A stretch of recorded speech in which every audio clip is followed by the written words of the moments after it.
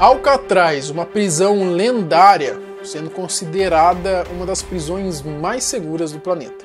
Responsável por manter enjaulado criminosos de alta periculosidade, como por exemplo o mafioso Al Capone. Uma prisão dentro de uma ilha, impossível de fugir, não é? Bom, mas em 1962, 3 bandidos conseguiram escapar da temida cadeia de Alcatraz e por muito tempo ninguém soube do paradeiro de nenhum deles. Até que anos depois uma foto veio a público e nela 2 desses bandidos estavam presentes. E o local onde eles estavam surpreendeu muita gente. Nesse vídeo você vai conhecer a história dos fugitivos de Alcatraz e a teoria de que eles vieram parar aqui no Brasil. Eu sou o Marcelo, fica comigo que depois eu te conto.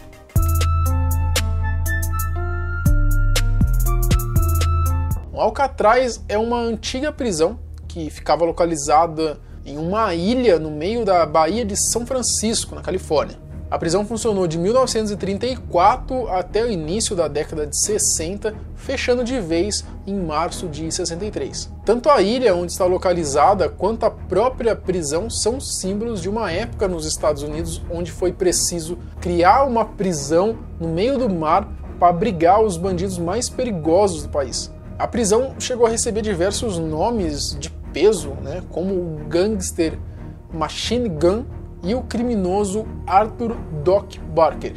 E é claro, o mais famoso deles, o Al Capone. Bom, somando tudo isso, mais a ideia da prisão ser uma prisão impossível de fugir, uma prisão impenetrável, né, isso acabou mexendo com o imaginário das pessoas e tornou a prisão famosa mundialmente. Alcatraz acho que só não é mais seguro do que a prisão aqui de Tremembé, filho. São Tremembé vem todos os bandidos de alta periculosidade pra cá, mano. É, mano. E aqui em Tremembé, no Brasil, na verdade, a gente ainda solta os bandidos e os caras ainda voltam, filho. Os caras voltam.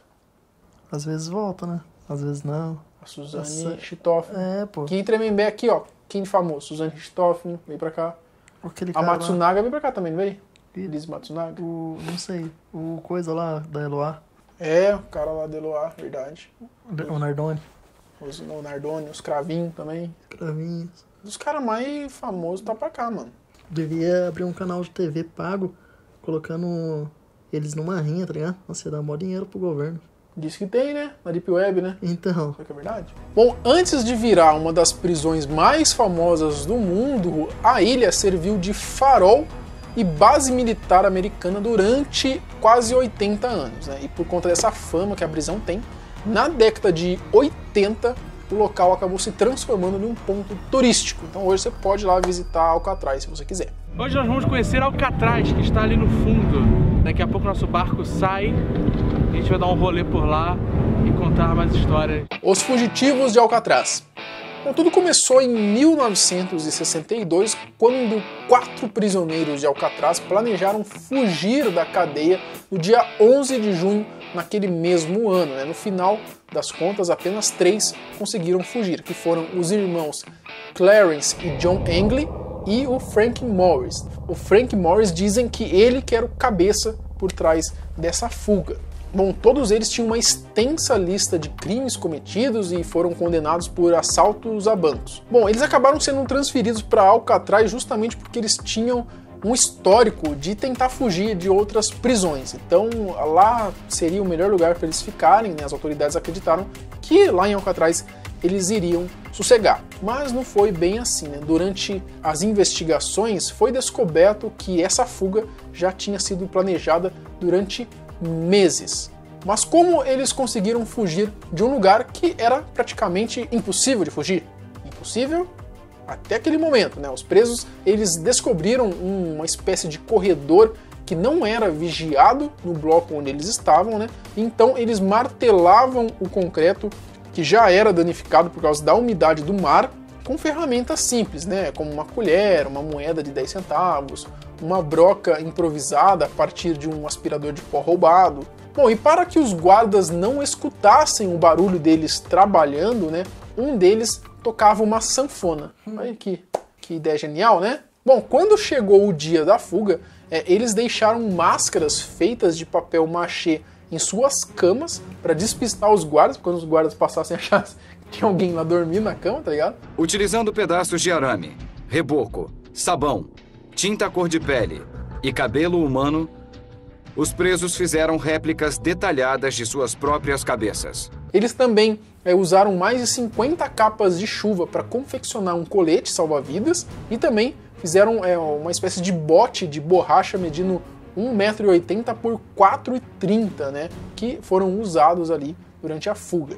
Bom, depois que eles conseguiram subir no telhado através de um poço de ventilação desmontado, os homens eles escalaram um cano que tinha na cozinha e chegaram a uma seção da praia dentro de um ponto cego da prisão. E lá eles inflaram rapidamente então o bote que eles fizeram e desapareceram do outro lado ali da baía e nunca mais foram vistos. Levante, Simões. Vai mudar de cela. Abra 109. Eu disse pra você. Jesus Cristo. Bom, dias depois da escapada, né, alguns fragmentos do bote dos fugitivos foram encontrados flutuando na região. Alguns investigadores do FBI estavam quase que certos de que esses homens haviam morrido durante essa fuga, né? Segundo eles, as fortes correntezas teriam destruído ali o bote e arrastado eles para o mar. E as águas geladas teriam matado esses homens em cerca de 20 minutos. Alcatraz estava a 1,5 km de qualquer faixa de terra. Era cercado por água muito, muito fria, o que tornava impossível uma fuga. Entre São Francisco e Alcatraz, as águas estão cheias de enormes tubarões brancos. Ninguém sai dali. Mas será mesmo que esses bandidos teriam morrido durante a fuga? Ou o FBI teria encobrido essa fuga bem-sucedida para tentar manter a reputação de Alcatraz? Os fugitivos e o Brasil. Bom, desde a época do acontecimento, muita gente não acreditou na versão contada pelas autoridades de que os fugitivos estivessem mortos. E ao longo dos anos, começaram a aparecer dezenas de relatos e até mesmo fotografias dos 3 homens, né, dando ainda mais base para essa teoria de que eles teriam sobrevivido, né. A história da fuga de Alcatraz acabou ficando tão popular e ao mesmo tempo gerou tantas dúvidas que vários anos depois o History Channel acabou fazendo um documentário tentando ligar as novas provas de que os fugitivos teriam de fato fugido daquela prisão e continuaram vivos.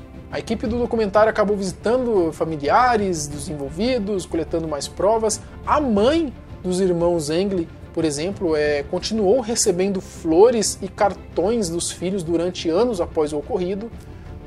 Ken Winder, que era o sobrinho dos Engel, ele ainda conta que todos esses anos ele ainda havia recebido correspondência dos presos e que, na opinião dele, eles estavam sim vivos. Mas a pista mais intrigante foi essa foto aqui, tirada em 1975, né, mostrando aí 2 homens no Brasil.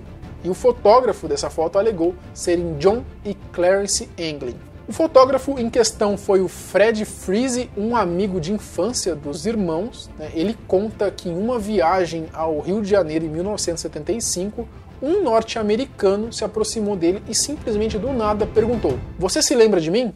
E esse homem era um dos irmãos Engel. Bom, o Freese disse que os irmãos estavam morando em um rancho, ele guardou esse segredo durante anos, mas decidiu compartilhá-lo com a família, porque, segundo ele, os irmãos gostariam que os familiares ficassem sabendo que eles estavam bem. O documentário mostra então as fotografias para um pesquisador forense que afirma que a fotografia muito provável corresponde aos ex-prisioneiros. Outras evidências continuaram aparecendo, incluindo cartões de Natal assinados com a letra dos fugitivos. Mas apesar de todas estas provas, né, mais a identificação forense positiva e do testemunho ocular de Freese, os pesquisadores acabaram julgando essas evidências como inconclusivas. E em 2018, os pesquisadores receberam uma dica que acabou abrindo o processo novamente, né? Era uma carta enviada ao Departamento da Polícia de São Francisco. Nessa carta, um homem que afirma ser o John Engel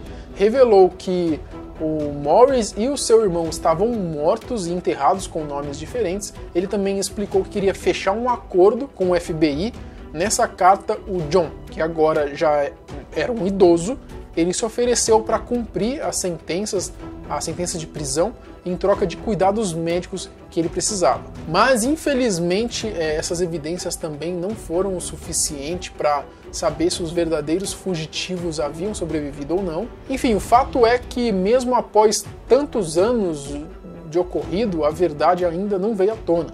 Mas o que você acha disso tudo? Você acredita que os prisioneiros de Alcatraz sobreviveram durante a fuga? E o principal, acredita que eles realmente possam ter vindo aqui para o Brasil? Comenta aqui embaixo e me manda a sua sugestão de vídeo lá no meu Instagram. Não esquece aqui de curtir esse vídeo se você gostou. Se inscreve no canal se você não está inscrito, beleza? A gente se vê amanhã, no mesmo horário, no mesmo canal.